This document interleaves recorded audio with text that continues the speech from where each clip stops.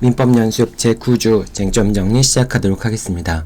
이번 주에는 물권적 청구권에 관련된 내용들을 공부를 할 텐데요. 이제 전체적인 순서는 다음과 같은 순서로 공부를 합니다. 첫 번째로 이제 등기의 말소 청구를 살펴보고요. 그 다음에 이 등기 말소 청구권에 대해서 상대방의 항변 사유가 무엇인지 이런 내용들을 살펴보게 됩니다.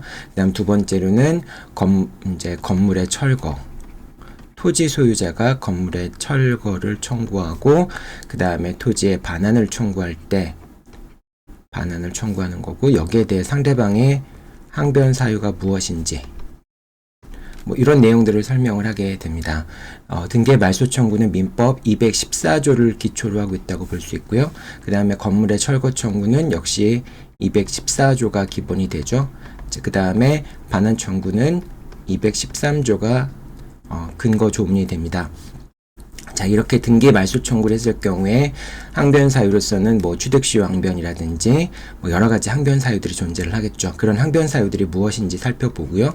그 다음에 건물 철거와 토지의 반환을 청구할 경우에 그런 경우에도 항변 사유가 무엇이 있는지, 예를 들면 법정지상권의 항변이라든지 아니면 건물 소유 목적의 토지 임차권이라든지 그런 항변 사유들이 존재를 하겠죠. 그래서 이런 항변 사유들을 공부하는데, 그런데 이제 말소 등기 청구와 건물 철거 반환 청구의 청구 원인 자체도 중요한 쟁점들이 많이 있지만은, 사실은 이 항변 사유와 관련되어 있는 쟁점들이 대부분 중요한 쟁점들을 많이 포함하고 있습니다. 그리고 요 나와 있는 쟁점들은 뒤에 제한 물권에 관련된 내용들, 이런 내용들을 많이 포함하고 있죠. 따라서 등기의 말소 청구와 건물의 철거 및 토지 반환 청구를 공부한다는 것은 민법 전반을 공부한다는 것과 크게 차이가 없다라고 보면 됩니다. 최소한 50%, 60% 이상이 이 등기의 말소 청구와 건물의 철거 청구, 반환 청구에 관련된 쟁점과 연관되어 있다라고 볼 수가 있을 것 같습니다. 자, 그럼 하나씩 내용들 살펴보도록 하겠습니다. 자, 먼저 등기 말소 청구입니다. 청구 원인은 소유하고 그 다음 피고의 등기가 무효다라고 하는 건데, 여러분들이 여기서 기억해 둬야 될 것은 등기가 무효라고 하는 원인은, 등기 무효 원인은 공격 방어 방법에 해당하기 때문에 예를 들면은 법률행위가 취소되었다는 이유로 등기의 말소를 청구하였지만 패소했을 경우에 다시 그 법률행위가 무효라든지 이런 걸 이유로 말소를 청구할 수는 없다는 겁니다. 즉 패소한 이후에 그 법률행위가 무효가 될 수 있는, 효력이 없을 수 있는, 등기가 무효로 될 수 있는 다른 사유가 있다면 모르겠지만은, 일단은 등기가 무효라는 이유로 해서 말소 등기를 청구한 경우에는 그 등기가 무효라고 하는 무효의 원인이 무엇인지 라고 하는 것은 추가적으로 또 주장하면서 말소 등기를 청구할 수는 없다는 점입니다. 자, 그 다음에 이제 공유물의 등기 말소 같은 경우에는 보존행위에 해당하는 경우에는 이제 공유자 한 명이 단독으로 말소 등기를 청구하는 것이 가능하다라고 하는 겁니다. 자, 다른 공유자의 지분을 대외적으로 행사하는 건 안 되는데, 보존행위에 해당하는 경우에는, 그런 경우에는 말소 등기를 청구할 수 있다라고 하고요. 다만 이제 부당이득 반환 청구는 지분 범위 내에서만 할 수 있죠. 자, 그 다음에 이제 등기 말소를 청구하는 경우에 결과적으로 원고가 부동산을 소유하고 피고의 등기가 무효다라고 하는 때, 이 부분을 판단을 할 때 등기의 추정력을 고려를 해야 되겠죠. 그래서 등기의 추정력으로 인해서 무효임을 주장하는 자가, 즉 등기의 무효임을 주장하는 자가 입증을 해야 된다라고 하는 겁니다. 자, 따라서 이 경우에 X 토지에 대해서 을의 명의로 소유권 이전 등기가 있었을 경우에, 이런 경우에 이 등기의 추정력에 의해서 을명의의 등기는 유효한 것으로 추정이 되잖아요. 따라서 갑이 만약에 을명의의 등기가 무효라고 주장을 한다면은 갑이 을명의의 등기의 무효 사유를 입증을 해야 되겠죠. 자, 만약에 을명의의 등기 무효 사유가 입증이 된다면은 그럼 을명의의 등기는 무효이고, 자연스럽게 을명의의 등기가 무효라면은 등기부상에는 갑의 명의가 기재되어 있다고 볼 수 있겠죠. 그래서 그 등기의 추정력에 의해서 갑이 소유자라고 인정이 될 수 있겠죠. 즉 이제 갑과 을 사이의 관계에서만 본다면은 을명의의 등기가 무효다라는 점이 입증이 됐다면은 반사적으로 갑의 이제 갑명의가 있는 거니까, 갑의 명의가 있는 거니까 갑은 적법한 소유자로 추정이 된다라고 볼 수가 있겠죠. 자, 등기의 추정력 관련된 내용들이 여기 쭉 나오는데요. 이 내용들은 여러분들 등기 공부할 때 이미 봤던 내용들이죠. 그래서 여러분들이 그 내용하고 같이 결합해서 이제 공부를 하면 될 것 같습니다. 이제 앞으로 공부량이 늘어나면 늘어날수록 이제 물권법이라든지 채권법 또는 민법 총칙 이 부분들을 순차적으로 공부하는 것보다는 그 각각의 내용들을 여러분들이 연관시켜서 공부할 수 있는 공부하는 이제 그런 습관을 키워야 되겠죠. 자, 따라서 이 내용들은 다시 추가적으로 설명하지 않고요. 예전에 설명했던 내용들로 가름하도록 하겠습니다. 자, 쭉 여러분들이 보면서 요 내용들은 다 봤었던 거죠. 등기의 추정력 같은 부분들. 자, 이렇게 참고하면 되고요. 그 다음에 등기가 연쇄적으로 이루어진 경우에, 그런 경우에 누구한테 말소 등기를 청구할 수 있느냐라고 하는 부분인데요. 자, 여기서도 등기가 이제 갑을병 이렇게 계속 이어진 경우가 있을 수 있겠죠. 예를 들면은 갑의 소유권 이전 등기가 을명의로 되어 있고, 그 다음에 병명의로 되어 있고, 그 다음에 정명의로 되어 있고, 이런 식으로 등기가 연속적으로 이루어지는 경우가 있을 수 있는데요. 자, 이런 경우에 갑은 을을 상대로 해서, 병을 상대로 해서, 정을 상대로 해서 등기의 말소를 청구할 수 있게 되고요. 이 갑을 을병정을 상대로 한 등기 말소 청구는 통상의 공동소송이기 때문에 순차적으로 할 수도 있고 각각에 대해서도 할 수 있고, 그리고 판결의 결과도 각자 다 다를 수 있겠죠. 자, 이렇게 되는 상황입니다. 자, 이 경우에 만약에 정이 등기부 취득시효나 점유 취득시효를 주장해서 정명의의 등기가 실체관계에 부합하는 등기로 돼 있을 경우에는, 그런 경우에는 이제 중간자에 대한 말소 청구는 할 수 있죠. 말소 청구는 할 수 있지만은 말소 소의 이익이 있다는 것과 승소한다는 것은 전혀 별개의 문제인 것이죠. 그렇기 때문에 만약에 갑이 을과 병을 상대로 해서 말소 등기를 청구했을 경우에 을과 병은 취득시효가 완성이 되었기 때문에 더 이상 갑이 소유자가 아니다라고 하는 점을 주장한다면은 을과 병에 대한 청구도 기각이 될 수 있겠죠. 자, 그 다음에 이제 선의의 제3자가 있는 경우에는 그 선의의 제3자에 대해서는 제3자가 악이란 점을 입증해야지만 그래야지만 등기의 말소를 청구할 수 있겠죠. 자, 중복 등기에 관련된 얘기도 이미 설명을 했던 내용이죠. 그래서 선행 등기가 무효가 아니라면은 나중에 등기가 무효가 된다. 이제 이거는 보존 등기의 명의자가 다른 경우를 얘기하는 거죠. 명의자가 다른 경우. 만약에 보존 등기이지만 명의자가 같은 경우에는 나중에 이루어진 등기가 무조건 무효가 되는 것이죠.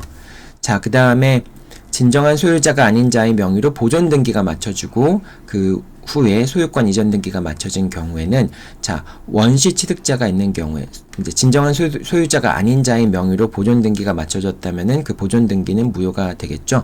따라서 이런 경우에 원시 취득자는 모든 명의자를 상대로 말소 등기를 청구할 수 있고, 또는 원시 취득자가 진정한 등기 명의 회복을 원인으로 하는 소유권 이전 등기를 청구할 수도 있습니다. 그러니까 이거는 다른 경우와 이제 보존 등기 같은 경우도 다른 등기와 차이가 없다는 것을 얘기하는 것이죠.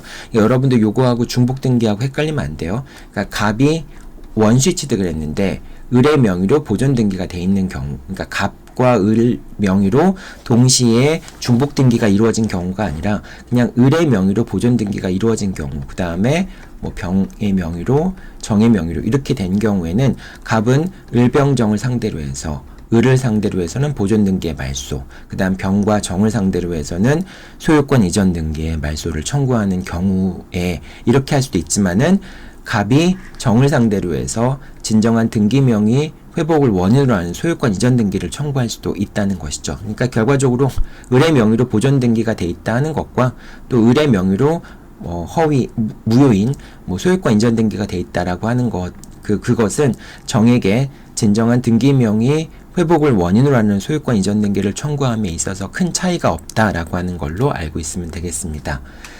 자, 이렇게 이제 청구 원인이 입증이 됐다라고 한다면 상대방이 항변을 할 수 있을 텐데, 상대방의 항변 사유는 뭐 실체관계에 부합하는 등기라는 항변이 있을 수도 있고요. 그 다음에 무효 등기에 대한 유용이 있었다, 유용의 합의가 있었다, 이런 이제 피고의 항변 사유를 주장할 수도 있겠죠.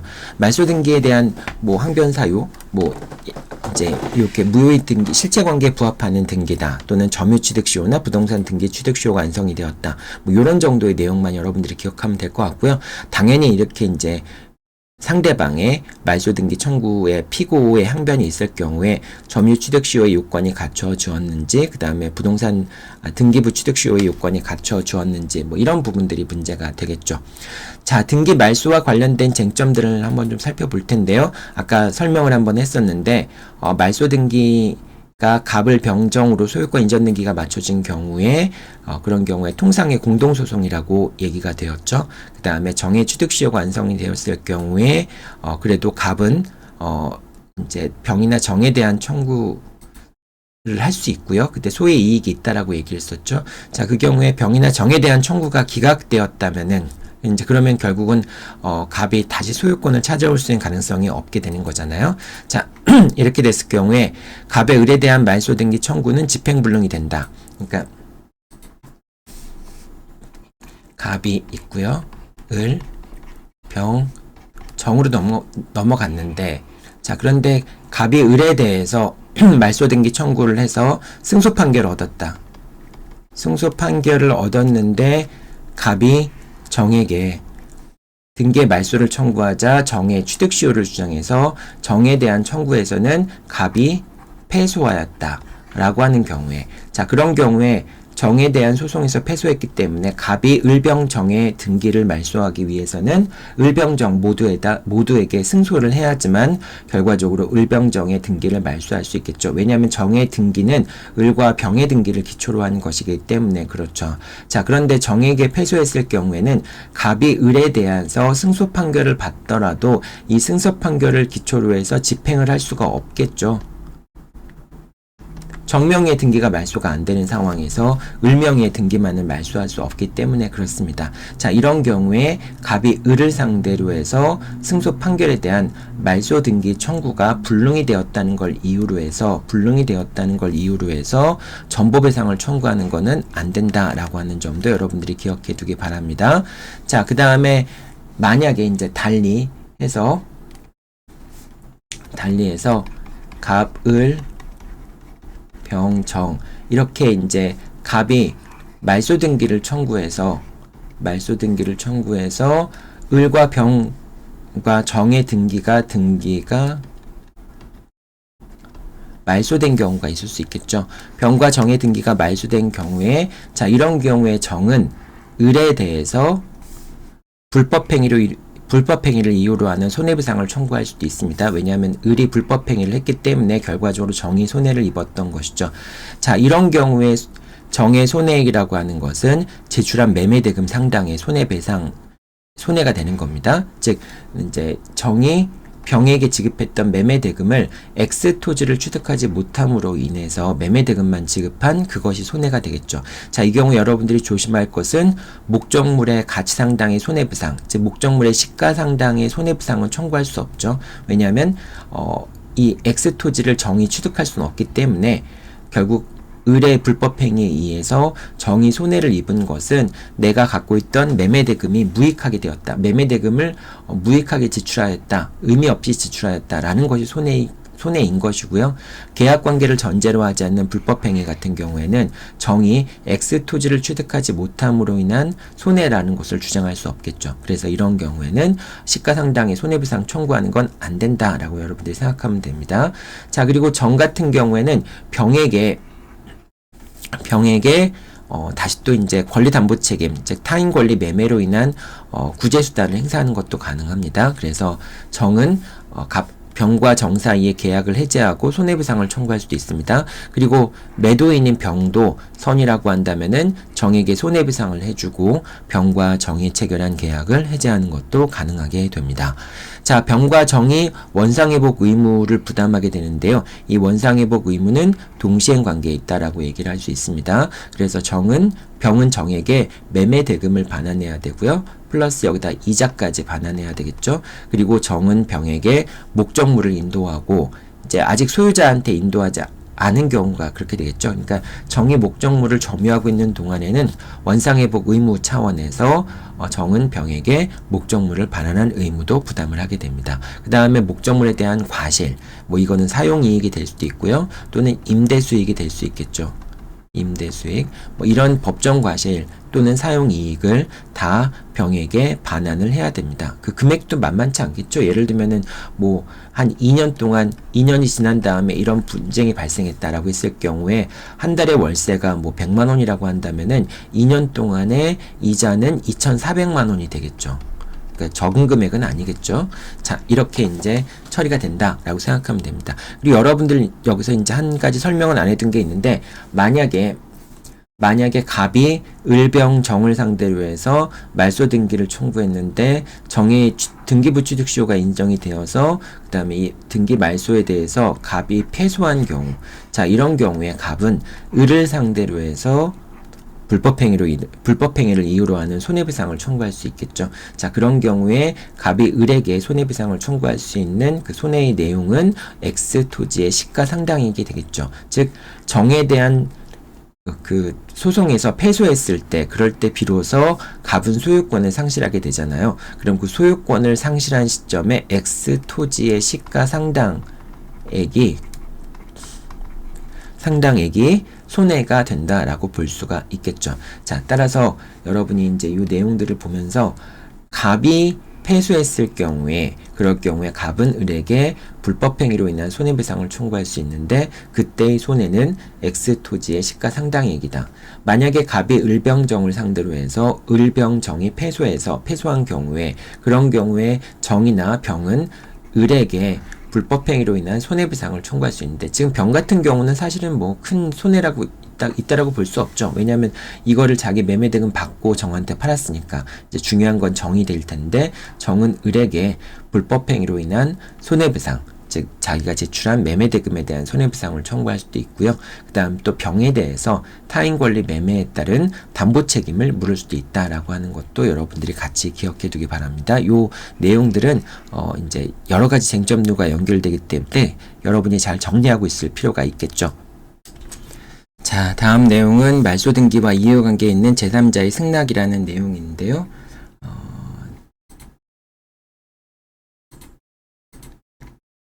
자, 말소 등기의 경우에 직접 말소 등기를 청구할 수 있는 경우와 이해관계에 있는 제3자의 승낙을 받아야 되는 경우들이 있을 수 있습니다. 여러분들이 이걸 보면서 얘기를 하면 좋을 텐데요. 갑이 을에게 X 토지에 대해서 을의 명의로 소유권 이전 등기가 맞춰졌는데, 이 소유권 이전 등기가 무효인 경우가 있을 수 있겠죠. 자, 무효인 경우에 이제 을로부터 다시 병이 소유권 이전 등기를 받았다.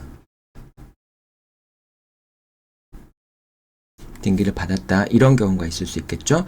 자, 그 다음에 을로부터 병이 소유권 이전 등기를 받은 경우가 있을 수도 있고, 을로부터 이제 다시 병이 소유권 이전 등기를 받은 것이 아니라 뭐 저당권을 설정한다든지 또는 뭐 이제 가압류 등기를 했다든지, 압류나 가압류 등기를 했다든지 이런 경우가 있을 수 있겠죠. 자, 이런 경우에 여러분들이 을의 소유권 이전 등기가 무효라고 해서 병의 소유권 이전 등기가 당연히 무효가 되는 건 아니죠. 왜냐하면 아까도 얘기했지만은 을에 대한 소송에서는 뭐 갑이 패소할 수 있지만 갑은 병에 대한 소송에서는 승소할 수 있잖아요. 그래서 결과적으로 뭐 이제 그 을과 병에 대한 청구 결과가 달라질 수 있겠죠. 그것에 따라서 결과적으로 물론 이제 갑이 등기를 말소하기 위해서는 을과 병에 대한 소송 모두에서 승소를 해야 되지만은 어쨌거나 병과 을 사이의 결과가 달라질 수도 있는 거니까, 그런 거니까 갑은 을에 대해서도 말소 등기를 청구할 수 있고 병에 대해서도 말소 등기를 청구할 수 있습니다. 자, 그런데 을 명의를 기초로 해서 병이 저당권 설정 등기나 가압류 등기를 했을 경우에 만약에 을 명의의 등기가 무효라고 한다면은 당연히 저당권이나 가압류 등기도 무효가 될 수밖에 없습니다. 이것만 독자적으로 유효하게 된다라고 볼 수는 없는 거죠. 뭐 예를 들면 위의 사안 같은 경우에는 병이 등기부 취득시효라든지 이런 걸 주장해서 을 명의의 등기가 무효라도 병 명의의 등기 자체는 유효하게 된 것으로 될 수 있잖아요. 자, 그런데 이런 경우에 병이 저당권을 설정하거나 가압류 등기를 한 경우에는, 그런 경우에는 을 명의의 등기가 무효라고 한다면은 병 명의의 등기는 당연히 말소될 수밖에 없습니다. 따라서 이런 경우에 갑은 직접적으로 병에게 저당권이나 가압류 등기에 말소를 청구할 수 있는 건 아니고요. 이 경우에 갑은 을 명의의 등기만을 청구할 수 있게 됩니다. 그러면 이제 을의 등기가 말소가 되면은 저당권과 가압류 등기도 당연히 직권으로 말소가 되겠죠. 자, 근데 그렇게 되기 때문에 이런 경우에는 병에 승낙이 있어야지만 을 명의의 등기를 말소할 수 있게 되는 겁니다. 그래서 이런 경우에 갑은 을에게 등기의 말소를 청구하고, 그 다음에 병에게는 등기 말소에 대해서 승낙을 해달라라고 하는 걸 청구하게 되고요. 만약에 병이 그걸 승낙에 응하지 않는다고 한다면은, 그럼 소를 제기해서 승낙의 의사표시에 가름하는 판결을 얻어서 결과적으로 을 명의의 등기를 말소할 수 있게 됩니다.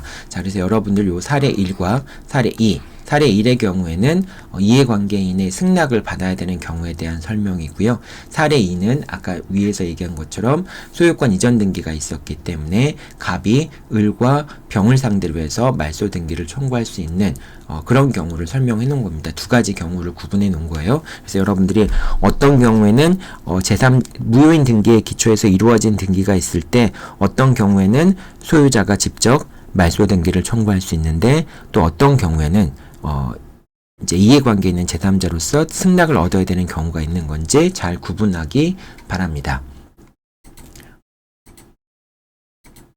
자, 그 다음에 지금까지 설명한 내용들은 이제 등기의 말소 청구에 관련된 것이고요. 지금 이제 건물의 철거 청구와 토지의 반환 청구인 건데요. 자, 건물의 철거 청구는 방해배제 청구권의 근거니까 214조가 근거가 될 테고요. 토지 반환 청구권은 소유권에 기초한 목적물에 대한 반환 청구이니까 213조가 근거 규정이 되겠죠. 자, 이 경우에 건물 철거와 토지 반환 청구가 인용되기 위해서는 원고가 소유자여야 되고요. 그 다음 피고가 목적물을 점유하고 있어야 되겠죠.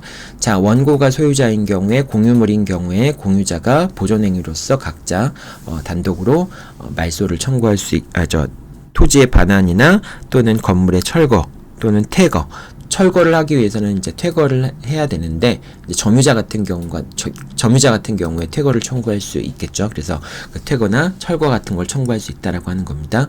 자, 원시 취득의 경우에는 원시 취득자가 이제 소유자가 되는 거기 때문에 원고가 자기가 원시 취득했다라고 하는 것을 입증해야지만 자기가 소유자라는 걸 인정받을 수 있겠죠. 자, 건물의 원시 취득자가 철거와 반환 청구를 하는 경우가 있는데요. 여기서 원시 취득자라고 하는 것은 자신의 재료와 노력을 들여서 건물을 건축한 자를 원시 취득자라고 얘기를 하죠. 따라서 보존 등기를 한 자가 아닌 다른 자가 자신의 재료와 노력을 들여서 건물을 건축했다라고 하는 점이 입증이 된다면은, 그럼 그 자가 이제 원시취득자라고 볼 수 있고요. 그 다음에 그 원시취득으로 인한 보존 등기는 무효가 된다라고 볼 수 있겠죠. 다만 이제 그 자신의 재료와 노력을 들여서 건물을 건축하지 않은 경우에도 도급계약에서 건축주와 수급인이 합의를 해서 건축주 명의로 허가를 받고 보존 등기를 마치기로 합의한 경우에, 이런 경우에는 건축주가 원시취득을 할 수 있게 되죠. 따라서 그 보존 등기는 여전히 재료와 노력을 들여서 건물을 건축한 자가 아니라고 할지라도 그 보존 등기 자체는 유효하다라고 볼 수가 있습니다. 자, 그 다음에 경우에 따라서는 담보 목적으로 채권자 명의로 보존 등기를 한 경우가 있습니다. 이제 이런 경우들이 많아요. 예를 들면은 갑과 을이, 여러분들 이것도 시험 문제 자주 나오는 건데요. 갑과 을이 X 토지와 Y 건물이 있는데, 요 X 토지를 갑이 을에게 매도하면서 이제 을이 이 X 토지 위에 Y 주택을 지어서 Y 주택을 분양하는 사업을 하는 경우가 있을 수 있겠죠. 자, 그런데 을 입장에서는 지금 매매 대금은 아직 돈은 없어서 나중에 Y라는 건물을 주택을 지어서 분양하면은 그 분양 대금으로 토지에 대한 매각 대금을 갚겠다라고 하는 경우가 있을 수 있겠죠. 이제 근데 이걸 담보하기 위해서 을이 결과적으로 X 토지에 대해서 Y 건물이 지어지는 경우에 그 Y 건물의 소유권을 갑한테 귀속시키기로 하는 그런 합의를 하는 경우가 있습니다. 갑과 을 사이에. 근데 그런 갑과 을 사이에 갑의 명의로 한다라고 하는 것은 을이 갑한테 지급해야 되는 매매 대금을 담보하기 위한 목적으로 이루어지는 것이기 때문에 양도담보권 설정 계약이라고 볼 수 있습니다. 왜냐하면 이 Y에 대한 소유권은 을이 원시 취득을 하지만은 그 명의를 갑의 명의로 한다라고 하는 것은 결과적으로 매매대금 채권, X토지에 대한 매매대금 채권을 담보하기 위한 목적으로 그 위에 있는 건물의 소유권을 갑한테 넘긴다라고 볼 수 있기 때문에 그렇습니다. 이거는 명의신탁의 법리가 적용되지 않죠. 왜냐하면 예외적으로 담보 목적으로 타인 소유물에 대해서 소유권 이전 등기가 이루어진 이제 명의를 빌린 경우에는 그런 경우에는 가등기담보법이 적용되지 않죠. 따라서 이런 경우에 양도담보권이 설정이 될 수 있고 그 다음에 갑이 그 양도담보권을 실행하기 위한 목적에서 을이 뭐 이제 실질적으로 이제 Y 건물을 진 사람이니까 뭐 예를 들면 병과 임대차 계약을 체결했다. 라고 하는 경우에 이 병은 Y 건물의 점유자가 되겠죠. 자, 그런데 갑이 양도담보권을 실행하기 위해서는 여기서는 지금 매매대금을 담보하기 위해서 양도담보가 설정된 것이니까 가등기담보 등에 관한 법률이 적용될 여지가 없죠. 가등기담보 등에 관한 법률이라고 하는 것은 소비대차의 경우에만 적용되는 거잖아요. 여기서는 지금 매매대금이라고 하는 채권을 담보하기 위해서 양도담보권이 설정된 것이기 때문에 가등기담보법이 적용이 되지 않고 따라서 병은 이 X를 처분해서 자기의 채권에 충당한다든지 뭐 귀속 청산을 한다든지 이런 방법을 자유롭게 선택할 수 있죠. 자, 따라서 갑이 양도담보권을 실행하기 위해서 Y를 매각하려고 하는데 Y를 매각하기 위해서는 병이라는 임차인을 좀 내보내야 될 필요성이 있는 경우가 있잖아요. 자, 그런 경우에 갑은 양도담보권을 실행하기 위해서 병에게 퇴거를 청구하는 것도 가능하게 됩니다. 물론 이제 대항력이 없는 경우가 그렇게 되겠죠.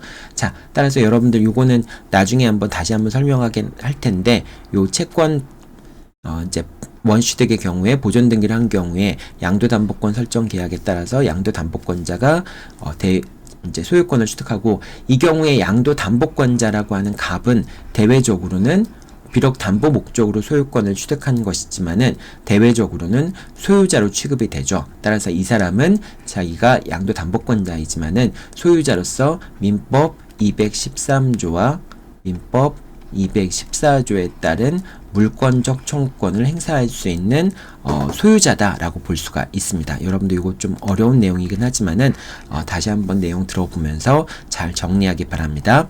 자, 그 다음에 승계취득의 경우에는 뭐 이제 승계취득의 경우에 등기부의 추정력 때문에 등기의 적법 추정이 이뤄질 수 있죠. 그래서 전 소유자에 대해서도 주장할 수 있고 점유의 경우에는 동산이나 뭐 이런 미등기 부동산의 경우에는 점유의 추정력이 있는데 이 점유의 추정력 같은 경우에는 전 소유자에게는 주장할 수 없게 되겠죠.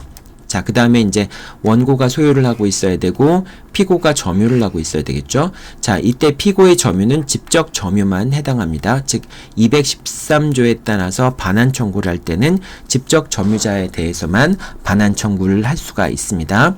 자, 이것도 이제 여러분들 그 점유 부분에 설명을 했던 내용들이고요.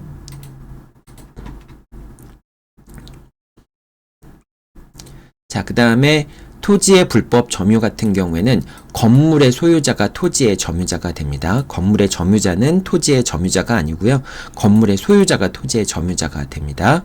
자, 그리고 건물의 점유자에 대해서는 철거 청구를 하기 위해서 퇴거 청구를 해야 되는 겁니다.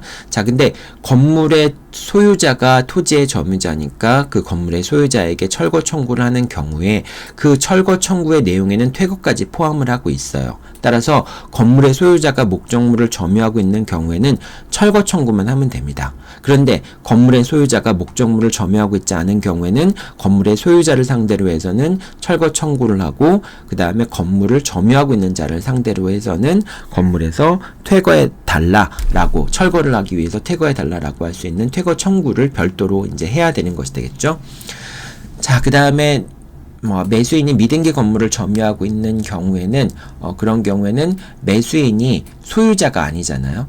진정한 이제 법상의 등기부상 명의자가 소유자라고 할 수 있지만은 그렇지만은 매수인이 미등기 건물을 매수하여 사실상의 처분권을 갖고 있는 경우에는 그 사실상의 소유자가 아니란 얘기죠. 왜냐하면 우린 성립 요건주의를 취하고 있으니까 소유권 이전 등기가 있어야 되는데 그 소유권 이전 등기를 하지 않은 경우에도 이제 사실상의 처분권을 갖고 있다면은 그자에 대한 토지의 반환 및 철거를 청구하는 것도 가능하다라고 생각하면 됩니다. 여러분들 이 내용들은 자주 안 나오는 내용들이기도 해서요. 잘 기억해 두기 바랍니다.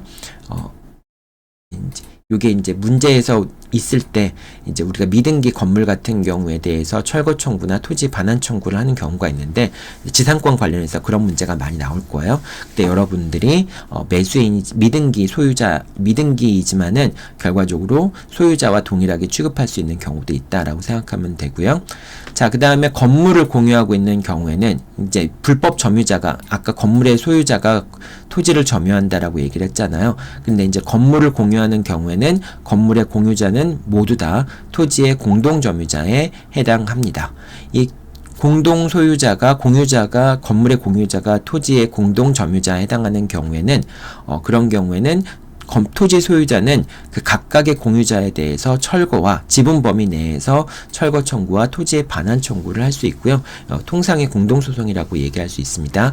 다만 토지의 불법 점유자인 건물의 공유자에 대해서 부당이득 반환을 청구하는 경우에는 그 부당이득 반환 청구만큼은 불가분 채무이기 때문에 모두 다 그 부당이득 전액에 대해서 공유자들이 책임을 부담한다라고 생각하면 되겠습니다. 자, 그 다음에 이제 이렇게 그 건물 철거와 토지의 반환 청구에 대해서 청구 원인이 갖춰졌다라고 한다면은 그 다음부터는 이제 상대방이 항변 사유가 어떤 것들이 있느냐라는 게 문제가 될 수 있겠죠. 이 항변 사유는 쭉 한번 보면은 유치권의 항변을 할 수도 있습니다. 그 다음에 민법 366조 법정지상권의 항변을 할 수도 있고요. 그 다음에 관습상의 법정지상권의 항변을 할 수도 있고요.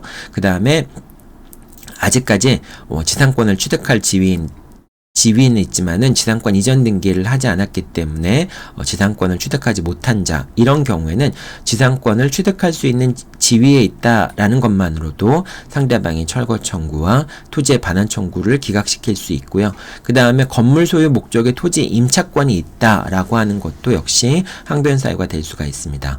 그리고 취득시효가 성립되었다라고 하는 것도 결과적으로 내가 목적물을 소유할 수 있는 소유권 이전 등기만 하면 소유자가 되는 거니까 그런 것도 역시 항변 사유가 될 수 있겠죠. 자, 이 쭉 내용들은 결과적으로 유치권에서 또는 지상권에서 또는 이제 그 토지 임차권 부분에서 이제 여러분들 2학기 때 임대차에 대해서 공부할 텐데 그때 건물 소유 목적의 토지 임대차에 대해서 공부를 하겠죠. 이제 그 시점에서 다시 자세히 공부를 할 거고 또 취득시효 같은 경우는 이미 공부를 했었죠. 자, 이렇게 다 모아놨을 때 여러분들이 이제 건물 철거와 토지의 반환 청구가 있었을 경우에 어떤 항변 사유들을 주장하고 있고 그 항변 사유들이 성립하기 위한 이제 타당하기 위한 요건들은 무엇인가라고 하는 부분들을 다시 들어가서 이제 여러분들이 암기를 하면 되는 것이겠죠. 자, 요 내용들은 지금 다 설명한다는 것은 뒤에 있는 내용들을 다 설명하는 거니까 다 설명을 할 수는 없겠죠. 다만 이제 문제에서는 이제 관습상의 법정지상권이라든지 이런 게 나올 수도 있으니까 간략하게만 살펴볼게요. 여러분들 유치권의 항변 이거 다 내용들 이제 물권법 때 공부한 내용들이긴 하지만요. 이제 유치권의 항변을 할 수도 있는데 자, 압류 같은 경우에는 이제 요건을 이제 검토를 할 때 경매 개시 결정 이후에 점유를 취득하였거나 경매 개시 결정이라고 하는 것은 압류를 얘기하는 거죠. 여러분들 부동산 같은 경우에는 경매 개시 결정이 부동산이나 이제 그 경매에 넘어갔을 때 경매 개시 결정이 있을 때 이게 압류에 해당한다고 얘기했었죠. 이제 결과적으로 압류가 이루어진 이후에 점유를 취득하였거나, 즉 채권자가 점유를 취득하였거나 또는 피담보 채권이 발생했다라고 하는 경우에는 이런 경우에는 더 이상 이제 유치권이 발생하지 않는다라고 하는 것이죠. 다만 체납처분 압류 같은 경우에는 바로 경매가 개시되는 게 아닙니다. 요 경매 개시 결정이 있다라고 압류의 효력이 있다라고 하는 것은 일반 경매에서는 압류 자체라고 하는 것은 경매가 개시되었다는 것을 의미하잖아요. 근데 이제 체납처분 같은 경우에는 체납처분으로 압류가 되었다고 해서 바로 경매가 개시되는 건 아니고요. 나중에 사후적으로 경매가 개시가 될 수 있습니다. 자, 그렇기 때문에 체납처분 압류의 경우에는 그 이후에 유치권이 발생했다라고 할지라도, 즉 이제 채권자가 점유를 취득했거나 피담보 채권을 취득한 것이 아니라고 할지라도, 이제 피담보 채권을 그 이후에 취득했다 할지라도 유치권이 성립하는 것이 가능하게 됩니다. 자, 그 다음에 저당권 설정 이후에 유치권의 요건을 충족하더라도 유치권이 성립할 수 있다라고 하는 것이죠. 이제 요 내용들은 여러분들 유치권에서 공부하고 요번 시간에 유치권에 관련된 시험 문제는 안 나올 거예요. 그러니까 참고로만 알아두기 바랍니다. 자, 그래서 변제기 같은 경우, 변제기도 도래해야지만 유치권을 행사할 수 있죠. 특히 이제 비용상한청권의 변제기가 언젠가. 비용상한청권은 이제 임차권에 기초한 비용상한청권은 임대차 종료시고요. 그 다음에 203조에 따른 이제 비용상한청권 같은 경우에는 반환 청구를 받거나 반환한 때, 이제 이거는 직접적인 관계가 있는 게 아니니까 반환 청구를 받거나 반환한 때, 그럴 때 이제 비용상한청권을 행사할 수 있게 되죠. 자, 비용상한청권은 임대차 종료시라고 얘기했는데 이 비용상한청권이 여기 좀 설명이 잘못됐네요. 유익비와 필요비를 두 가지를 구분해 봐야 되겠죠. 자, 필요비 상한청권은 임대차 종료시가 아니라 필요비를 지출했을 때 바로 지출 시에 발생하고, 유익비 상한청권 같은 경우에는 임대차 종료시에 이제 비용상한청권이 발생한다고 보면 되겠죠. 이걸 내가 수업자를 만들어 놓고 지금 강의 동영상을 올리는 거기 때문에 이제 수정을 하지 않은 상태로 여러분들한테 이제 강의 자료가 제공이 될 텐데, 여러분들이 요거를 이제 비용상한청권, 임대차 종료시라고 하는 것은 유익비만 해당하는 것이고요. 필요비는 이제 지출했을 때 발효가 되는 거죠. 다만 이제 203조의 경우에는 유익비나 필요비 이제 구분하지 않고 반환 청구를 받았거나, 이 반환 청구라고 하는 것은 목적물 반환 청구가 됩니다. 목적물 반환 청구를 받았거나 목적물을 반환했을 때, 그럴 때 이제 비용상한청권, 유익비나 필요비의 상환을 청구할 수 있습니다. 자, 유치권 항변이 이유가 있게 되면은 상환 이행 판결을 내려야 된다라고 하는 것이고요. 즉 채권자는 채무자로부터 채무를 이행받은과 동시에 목적물을 소유자한테 반환하라라는 방식으로 상환 이행 판결이 내려지게 됩니다. 자, 그 다음에 이제 뭐 어려운 내용들이 이제 지상권 항변하는 내용들이 어려운 내용들이죠. 366조의 지상권인데요. 여러분들이 쭉 보면서 뭐 이제 공부하면 될 것 같습니다. 건물과 토지가 존재하고, 그 다음에 동일하고 저당권이 실행되었고, 자, 저당권이 설정된 다음에 건물 소유자와 토지 소유자가 달라진다라고 하는 것은 요거는 법정 지상권의 성립에 전혀 영향을 미치지 않게 되죠. 왜냐하면 저당권 설정된 이후의 처분행위들은 저당권자한테 대항할 수 없기 때문에 저당권 설정 이후에 건물이나 토지 소유자가 변경된 것은 여러분들이 신경을 쓰지 말고, 저당권 설정 당시에 건물과 토지 소유자가 동일하면은 그때는 저당권이 실행되는 경우에 법정 지상권이 발생한다라고 생각하면 됩니다. 자, 그 다음에 이제 그 366조 법정 지상권 같은 경우에 건물 소유자가 이제 토지 공유자 중 한 명이 건물을 단독 소유하는 경우에는, 그런 경우에는 저당권이 실행되는 경우에 모든 건물 공유자를 위해서 지상권이 발생을 하게 되고, 건물 공유자는 지상권을 공유하게 됩니다. 자, 요거와 반대로 여러분들 요 사안에서는 저당권이 설정된 건물의 단독 소유자가 토지의 공유자인 경우, 이런 경우에는 뭐 저당권이 실행된다 할지라도, 건물의 저당권이 실행된다 할지라도 토지에 대해서 법정 지상권이 발생하지 않습니다.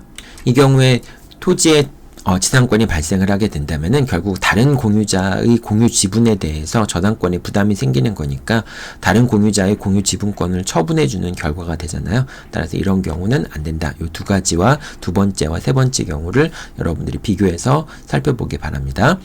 자, 그 다음에 건물이 재건축된 경우에도 역시 366조의 법정 지상권이 성립할 수 있습니다. 다만 그 지상권의 범위는 기존 건물을 기준으로 한다라고 생각하면 되고요. 그 다음에 건물이 재건축된 경우라고 할지라도 건물과 토지의 저당권이 공동 저당권이 설정된 다음에 그 다음에 건물이 재건축되었다면은 이런 경우에는 그 건물의 기존의 저당권과 동일한 순위 효력의 저당권을 새로 설정해 주지 않으면은 법정 지상권이 성립하지 않는다라는 부분입니다. 이것도 여러분들 그 지상권 부분에서 이제 저당권 부분에서 공부를 했었을 텐데요. 다시 한번 이해가 안 되면은 찾아보고 이 내용도 보충하기 바랍니다. 오늘 시험과 직접적으로 관련이 없는 문제입니다. 이제 법정 지상권은 366조는 저당권 부분에서 공부를 하니까. 하지만 여러분들이 그렇게 이제 나눠서 공부하기보다는 이제는 이제 다 모아서 한꺼번에 공부해야 될 필요가 있기 때문에 설명을 하는 겁니다. 자, 그 다음에 관습상의 법정 지상권, 건물과 토지 소유자가 동일한데 이제 매매나 경매 등에 의해서 바뀌는 경우를 얘기하는 것이 되겠죠. 자, 건물과 토지 소유자가 동일한 경우에는 매매의 경우에는 소유권 이전 등기가 이루어지는 시점을 기준으로 하면 되고요. 그 다음에 경매의 경우에는 압류 또는 가압류 시점을 기점으로 건물과 토지 소유자가 동일한지 여부를 판단을 하면 됩니다. 압류라고 하는 건 경매 개시 결정을 얘기하는 것이 되겠죠. 자, 그 다음에 압류나 가압류 이전에 저당권이 설정되어 있다면은 그 저당권 설정 시점을 기준으로 건물과 토지 소유자가 동일한지 여부를 판단을 해야 됩니다. 왜냐하면 만약 그렇게 하지 않는다면은 저당권이 설정된 시점에 건물 소유자와 토지 소유자가 동일한지 여부에 따라서 저당권이 설정되면은 뭐 법정 지상권이 발생하지 않는데 압류나 가압류 시점에는 동일하기 때문에 저당권이 지상권이 발생한다. 이렇게 되면 이제 저당권자에게 불측의 손해를 입힐 수가 있잖아요. 따라서 가압류, 압류 이전에 저당권이 설정되었다면은 저당권이 설정된 시점을 기점으로 해서 건물과 토지 소유자가 동일한지 여부를 판단을 하게 됩니다. 자, 그 다음에 미등기 건물과 토지를 동시에 매수해서 토지에 대해서만 소유권 이전 등기가 맞춰진 경우에는 건물에 대한 관습상 법정 지상권이 발생하지 않습니다. 왜냐하면 이 경우에는 건물과 토지를 동시에 매수했기 때문에 이미 토지에 대한 사용권에 대한 당사자의 합의가 있었다고 볼 수 있기 때문에 자, 이런 경우에는 별도로 관습상의 법정 지상권이 발생하지 않는다. 이렇게 생각하면 되고요. 자, 그 다음에 이제 지상권을 취득할 지위 있는 자. 이제 법률의 규정에 의해서 지상권을 취득한 경우에는 뭐 지상권 이전에 부기 등기가 없더라도 적법하게 지상권을 취득하게 되는데, 그런데 이제 건물 소유권을 매매 계약에 의해서 취득한 경우에는 종된 권리, 지상권은 종된 권리라고 하잖아요. 그러니까 그 지상권도 종된 권리에 따라서 이제 취득을 하긴 하는데, 근데 이 경우에는 지상권 이전에 부기 등기가 필요합니다. 왜냐하면 결국은 매매 계약의 주된 권리, 종된 권리에 의해서 넘어가는 거니까 매매 자체가 법률행위에 의해서 물권 변동이 일어나는 거잖아요. 자, 그러니까 지상권도 역시 법률행위에 의한 물권 변동이라고 보기 때문에 지상권 이전에 부기 등기가 있어야지만 지상권이 넘어가는데, 그런데 아직 부기 등기가 없더라도 소유자는 철거를 청구할 수 없다. 왜냐하면 결과적으로 지상권을 취득할 지위에 있는 자이기 때문에 그런 자에 대한 철거 청구하는 것은 신의 측에 반한다라고 보면 되겠습니다. 자, 그 다음에 이제 건물 소유 목적의 토지 임차권에 대한 항변인데요. 요거는 여러분들 이제 임대차 부분에서 공부를 할 텐데, 요 토지 임대차 관련돼서 항변을 할 수 있는 것도 역시 이제 여기서 같이 한번 공부해 두면 좋긴 하겠죠. 자, 건물 소유 목적의 토지 임차권은 건물을 등기하면은 대항력이 발생합니다. 토지 임차권 자체도 대항력을 발생을 하게 되죠. 따라서 새로운 토지 소유자에게 임차권을 주장하는 게 가능하고요. 자, 그 다음에 토지 임차권은 종된 권리이기 때문에 건물의 소유권을 넘겨받으면은 종된 권리인 토지 임차권도 넘겨받게 됩니다. 다만 토지 임차권은 임차권이기 때문에 임대인의 동의가 없으면은 임차권이 무단으로 양도되지 않는 거고요. 다만 그 임대인의 동의가 없더라도 임차권을 양도한 것이 임대인에 대한 관계에서 배신행위에 해당하지 않는다면은 임대인은 자신의 동의가 없었다는 이유로 토지 임차권의 양도를 부정할 수는 없습니다. 자, 그 다음에 그 토지 임대차 같은 경우에는 건물 매수청권 행사할 수 있는데, 즉 이런 경우가 되겠죠. 나중에 이제 여러분들한테 다시 한번 이제 그 설명을 할 텐데, 갑이 있고요. 그 다음에 을이 있고, 이제 매수를 청구하는 건데, 이 사람이 임대인이고요. 이 사람이 임차인이고요. 임차인이 토지를 임차해서 X 토지를 임차하고 그 이위에 이제 Y 건물을 소유하고 있는 거, 이제 을 소유가 되겠죠. 요거는 갑 소유가 될 테고요. 자, 이 경우에 임대차가 종료하게 되면 갑은 을한테 Y 건물의 철거와 X 토지의 반환을 청구할 수 있겠죠. 자, 근데 이 경우에 을이 Y 건물에 대한 매수 청구권을 행사를 하게 되면은, 즉 뭐 건물이 존속하고 있는데 갱신을 해주지 않은 경우에, 그런 경우에 을은 갑에게 Y 건물에 대한 매수 청구권을 행사할 수 있겠죠. 자, 이렇게 매수 청구권 행사하는 경우에는, 그런 경우에는 오히려 이제 소유권을 넘겨야 되는 것이고, 매매 대금을 갑이 을한테 지급해야 되는 상황이기 때문에 갑의 을에 대한 Y 건물의 철거와 X 토지의 반환 청구는 기각이 됩니다.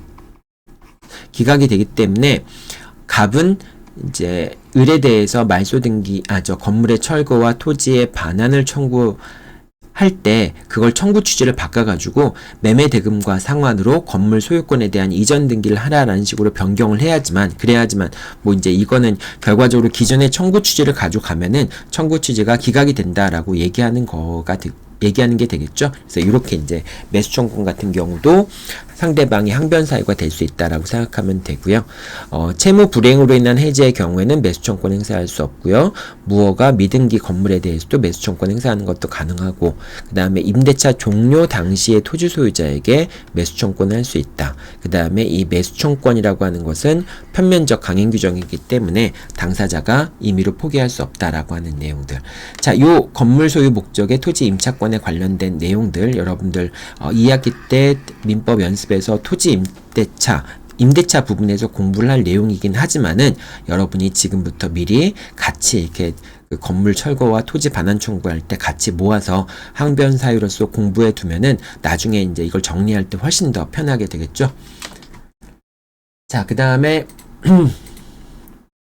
취득시효 항변을 할 수도 있겠죠. 그래서 점유 취득시효가 완성이 된다라고 한다면은, 그럼 상대방이 건물의 철거와 토지 반환 청구를 할 수 없게 되겠죠. 자, 관련된 쟁점만 살펴보겠습니다. 부동산의 반환 청구와 분양이득 반환 청구인데요. 계약의 무효 취소로 인해서 반환 청구, 이제 목적물의 반환 청구를 할 때 민법 201조를 고려해서 이제 당사자의 이해관계를 조정을 해야 됩니다. 그래서 선의의 점유자 같은 경우에는 이제 요 과실수취권이 있는 경우인데, 요거죠. 갑이 매도인이고 을이 매수인인 경우에 X 부동산을 을한테 양도하고 이렇게 매매 대금을 지급한 경우에, 자, 그럴 때 갑과 을 사이의 매매 계약이 무효가 되거나 취소가 된다라고 한다면은, 그러면은 이제 요 갑과 을 사이의 관계 봤을 때, 이 X라는 물건에서 봤을 때 을은 점유자가 되고 갑은 회복자가 되는 거잖아요. 이 X라는 물건이라는 것을 봤을 때 이제 갑과 을 사이에는 계약 관계가 효력이 없으니까 그렇게 되겠죠.